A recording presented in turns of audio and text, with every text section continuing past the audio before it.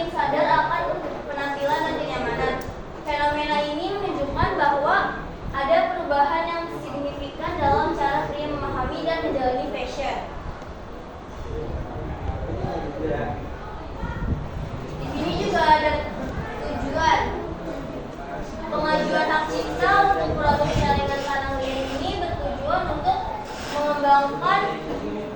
mengembangkan pasar baju gamis pria. Itu menyusun strategi untuk memperkenalkan dan memperluas jangkauan pasar baju gamis pria sehingga dapat menarik minat konsumen dari berbagai kalangan. Yang kedua, meningkatkan kesadaran akan hak kekayaan intelektual atau HKI, mengedukasikan pelaku usaha dan konsumen mengenai pentingnya perlindungan desain dan merek serta pengajuan perlindungan HKI untuk menjaga keaslian produk. Yang ketiga ada menciptakan produk berkualitas dan inovatif, menghadirkan koleksi baju gamis pria yang tidak hanya nyaman dan stylish, tetapi juga mencerminkan nilai budaya dan tren terkini, sehingga dapat memenuhi kebutuhan pasar beragam.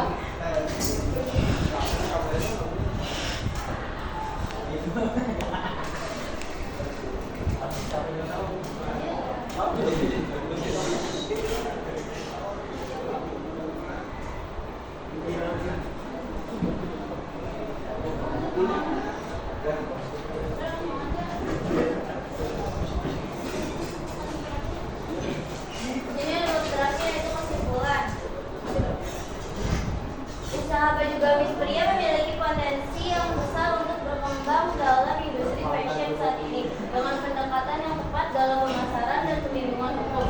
Usaha ini dapat memberikan keuntungan yang signifikan serta berkontribusi positif terhadap industri fashion lokal.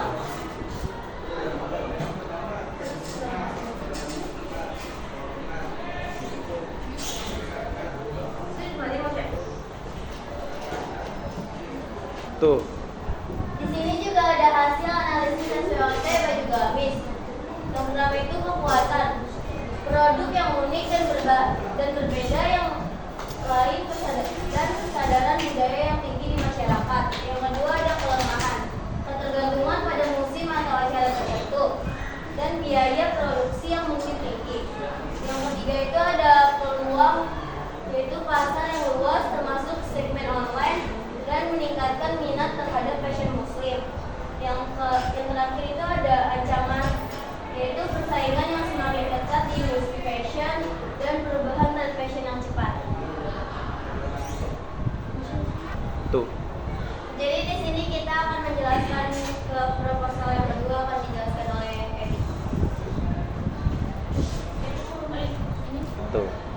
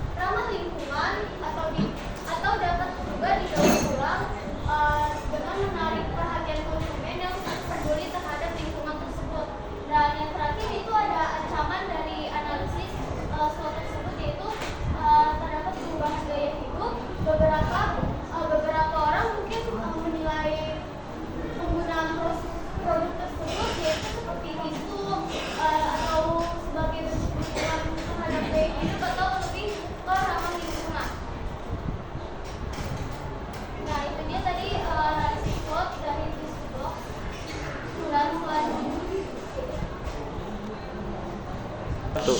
Saya sebelumnya animasi untuk Olinda Sikap sudah mempresentasikan proposal dan strategi, dan selanjutnya saya akan mempresentasikan proposal yang ketiga, yaitu modul gantungan kunci.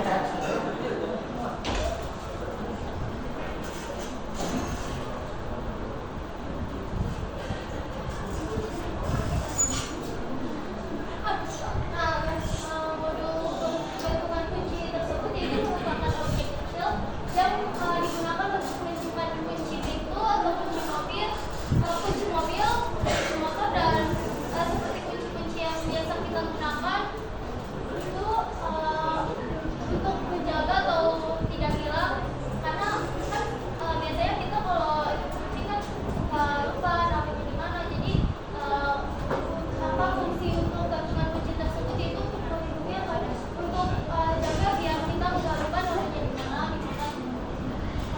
Meskipun gantungan kunci terlihat sederhana, tetapi gantungan kunci itu memiliki sejarah atau perkembangan yang menarik untuk orang, karena dia memiliki fungsi tidak hanya praktis tetapi juga aksesoris pribadi seperti yang saya jelaskan tadi.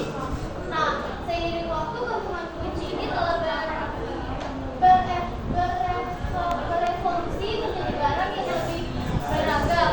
Kayak gantungan kunci yang dapat ada gantungan semacam ragamnya, karena dan tidak hanya itu saja dia gantungan kunci itu menarik perhatian. Jadi gantungan kunci itu bisa kita ya beragam misalnya kayak aneka ragam kunci dan lain-lain.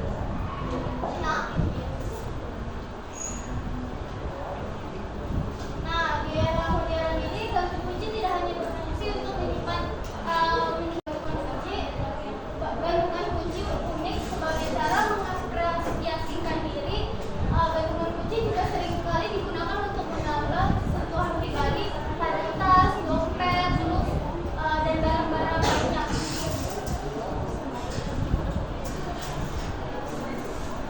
Nah, pengajuan hak cipta dari gantungan kunci tersebut yaitu untuk menjamin desain gantungan kunci tersebut yang diciptakan dalam motif elemen estetik dan diakui dalam karya asli yang tidak dapat digunakan ataupun ditiru dalam tanpa izin. Dan untuk melindungi aspek kreativitas dan inovatif, ini kita juga dapat menginvestasikannya dalam proses desain dalam pembuatan gantungan kunci tersebut. Nah, penegasan kepemilikan ini didesain dan ide yang ada dalam produk gantungan kunci itu memberikan hak eksklusif memproduksi, mendistribusikan, dan memasarkan produk tersebut atau kayak diperjualbelikan.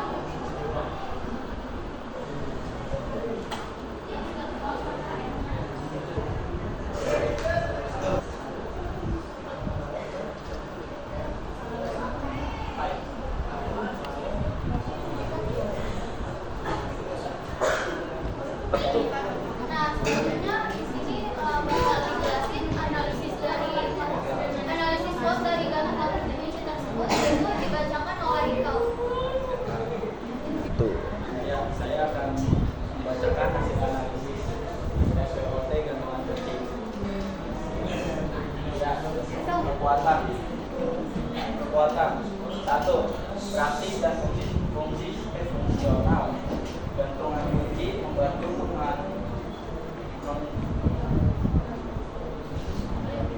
menganalisir dan menjaga kunci tetap aman. Yang kedua, variasi desain. Tersedia dalam berbagai desain, ukuran, dan bahan yang dapat menarik berbagai segmen pasar. Yang ketiga, harga terjangkau. Gantungan kunci biasanya dijual dengan harga yang relatif murah, membuatnya mudah diakses oleh banyak orang. Yang keempat, peluang branding dapat digunakan sebagai alat promosi atau merchandise bagi perusahaan dengan logo atau pesan yang dapat dicetak. Ya, selanjutnya ada kelemahan. Satu, pasar jenuh. Banyaknya produk sejenis dapat mengakibatkan saing yang ketat. Yang kedua, kurang daya tarik emosional. Bagi beberapa konsumen, kegantungan kredit mungkin dianggap sebagai ekonomi.